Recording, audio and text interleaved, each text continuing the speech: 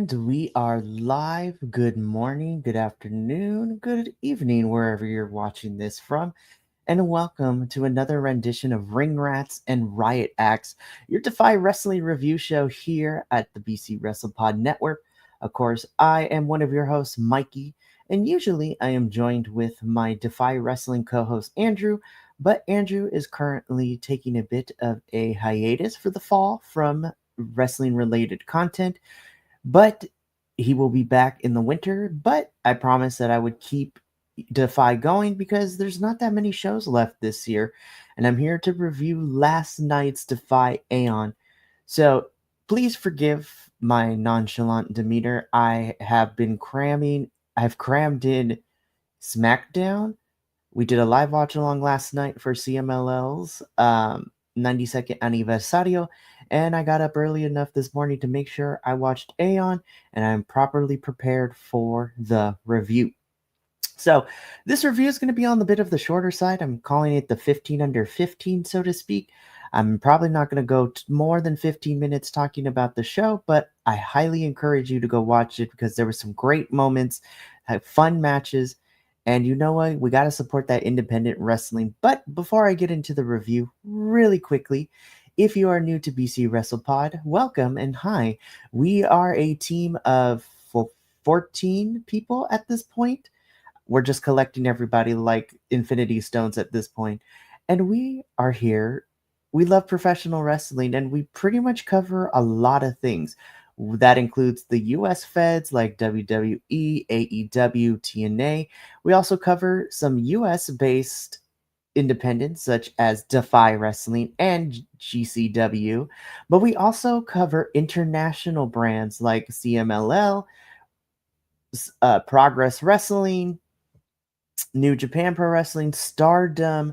We just picked up. Hey, it is a whole plethora. Maple Leaf Pro Wrestling.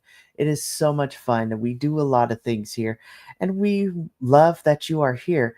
We do full length reviews. We have edited versions of our reviews, but we also encourage you to interact with us on the social medias where we have our report cards of all the shows, previewing what's going on, and a bunch of other fun things. We also have some merch available which we believe here at BC WrestlePod is tied into charity. So link in the description of this video below. But without further ado, let's just jump into it. So Aeon is the next Defy Wrestling show that that succeeds is the correct term. The last time we covered Defy Wrestling was all the way back in July when we did Defy Vortex. And so we were wondering when we were going to get our next show. And lo and behold, we got the announcement of this Aeon. We have 2 more Aeon shows, as well as a GCW show in December. So very interested to see where we go with the new direction of Defy Wrestling. And I had such a blast with this one. So let's just jump straight into it.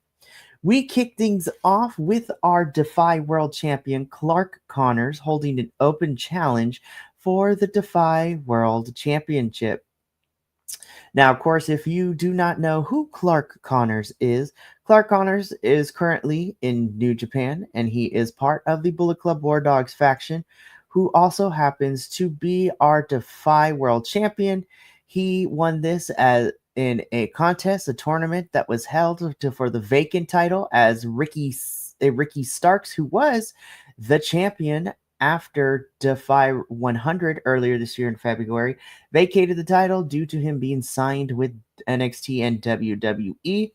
And Clark has held this title since then, and now he's holding an open challenge for it. And so I was wondering who was going to open, the door, so to speak, and challenge Clark Connors for the title. And lo and behold, we didn't have to wait long to find out because it was answered by the bounty hunter, Brian Keith. And let me tell you, I've had my issues with how AEW has been utilizing Brian Keith, but hot damn, the bounty hunter is back on the independent scene like this. And him and Clark Connors had a banger of a match. This was a really good back and forth. And to my surprise, the bounty hunter Brian Keith does pick up the victory here against Clark Connors. I think this match was the perfect way to open up the show. It had the right amount of, intrigue. It had the right amount of energy. Brian Keith's return to Defy Wrestling. The crowd was into it. I was personally into it, and I'm really happy to see him as champion because I'm interested to see where he goes next in Defy with this championship. And I was so happy. Hopefully, this fixes the issue that I did have that me and Andrew talked about at Defy Vortex. Clark Connors is such a good wrestler, but we really haven't seen him defend the title too much. And hopefully, at these next couple of shows, the Bounty Hunter is able to defend this title more often than what we saw before. But this was great. I had a good time with this match. And shout out to the Bounty Hunter Brian Keith. So happy to see him become Defy World Champion and very excited to see where his title reign goes. Next up, we have a Fatal 4-Way match, which was also a lot of fun. Again, this saw a lot of folks who we know and love return to us here as Defy Wrestling folks. And in this 4-way match, we have Evan Rivers, El Phantasmal, otherwise known as ELP, Miles DeVille, and Ethan HD. And I thought this was a really, really fun match. Again, I think Defy does very well when they do a showcase type of a match where we showcase talent coming in and out of the ring. And I thought this was a really fun, fast-paced bout that kept the crowd on their feet. But it's to be expected when you have these four who, I don't want to call them cruiserweights, but they defy all laws of physics and gravity, and this was a fun one.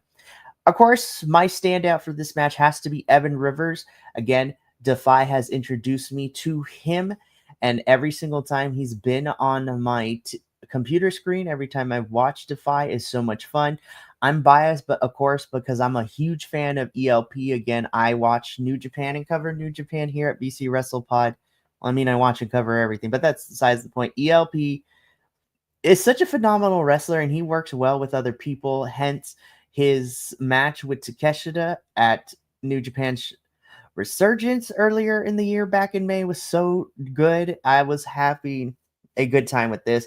And shout out to Ethan HD and Miles DeVille too. Again, these are newer folks to me, but they were fantastic as well. Ultimately, it would be Evan Rivers who does pick up the victory in this 4-way showcase. Fantastic match. And I'm excited to see where Evan goes, ELP. And you know what? I'm excited for the next Defy Wrestling show coming in November. Then we move on because we get more championship action. This is for the Defy Women's Championship. Of course, our champion, Marina Shafir, taking on challenger in Hyan. So Hyan is, I don't want to say new to me because I've seen her a couple on occasions, both in GCW, Ring of Honor, all sorts of good stuff. And she is very solid in her work. But I love Hyan, but I love me some Marina Shafir. I've said this on multiple occasions when we reviewed Defy that I wish AEW would allow her to do more than just be a part of the Death Riders. I mean, when she was wrestling in Ring of Honor for a little bit, like, it's fun to see her. And she does more in Ring of Honor than she does in AEW, which is kind of sad to say because Marina Shafir is a freaking fantastic wrestler. And there's a reason why she's Defy Women's Champion. This was such a solid match through and through between these two. Marina Shafir would retain the Defy Women's Championship. And then she cut a bit of a promo, which I'm very intrigued to see where we go for the remainder of the year for Defy Wrestling. Because Marina Shafir gets on the mic. She talks about how she needs a challenge and she welcomes anyone and everyone to come and try to take this title off of her. And I'm just like, Marina Shafir, you are the baddie. You are amazing. And I am so excited. I'm really hoping that Marina gets to fight some really cool opponents come the next two Defy shows that we have scheduled for the remainder of 2025. But even then, Marina is fantastic. Her and Hyan threw down. Marina retains, but shout out to Hyan, man. Like, I need to see her more often because she's so good. And Marina Shafir is probably one of my favorite women's wrestlers in terms of like just strict technical wrestling of that aspect of things. This was so phenomenal. I had a great time with this match. Oof, this was fun. We move on from this match though, because then we get into a really good tag team match. And I don't think it's said enough, but I think that the DEFY Wrestling tag team division that we get, or the tag team matches we have, are always some of my favorite matches on the planet. Of course, in this one, we have the tag team Midnight Heat taking on the team of Matt Brannigan, and of course, my favorite, the weirdo, Mr. Randy Myers, who is a little bit more serious here. And I love the duality between this and his Beetlejuice-esque inspired character that we get to see him from time to time be. I love the lovable weirdo. He is so fantastic. But again, the DeFi tag team division is so solid, and every single tag team match has ended up being probably my favorite matches of the whole entire card. And this was no exception. I think Randy and Matt Brannigan are pretty solid as a team. Midnight Heat, though, holy hell, their chemistry as a team is fantastic. And then when you have like C4, and then on top of that, we had Los Suavecitos coming through here too, who were freaking fantastic this year as well. We also have, of course, our DeFi Tag Team Champions of Sinner and Saint. This tag team division is so damn good. It is so fantastic. And this tag team match was really, really solid.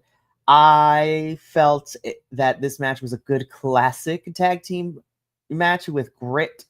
And Midnight Heat do pick up the victory here, and they continue their momentum. I love Midnight Heat. They're so fantastic. But when I tell you that after the match, we had an appearance from The Righteous, so Dutch and Vincent, I lost my ever-living mind, because I and our other BC WrestlePod host, Jesse, we love The Righteous. They are so fantastic.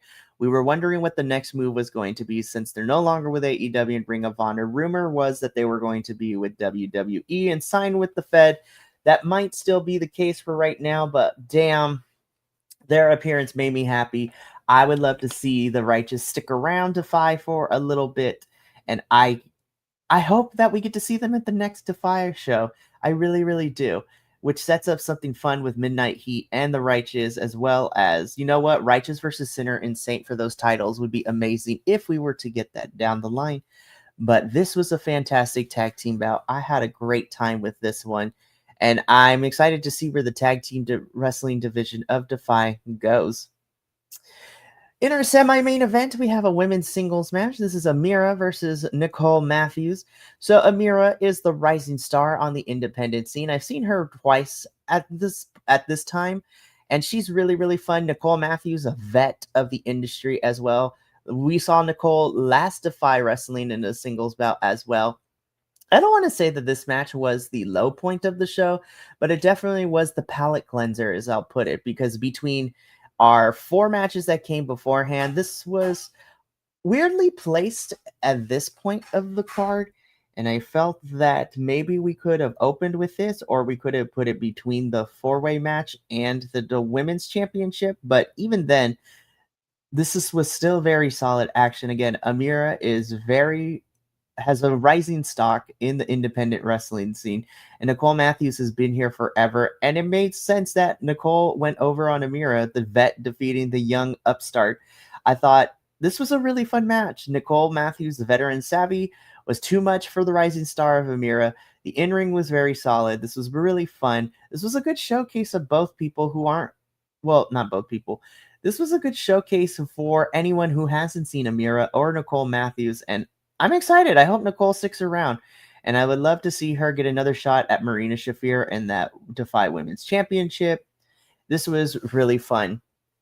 We then get to the main event of Defy AEON, and my goodness, when you say that this was a heavyweight fight, this was a heavyweight fight. So for the Defy Super Heavyweight Cup, this was Killer Cross versus Calvin Tankman. Calvin Tankman is newer to me, but I've been following him.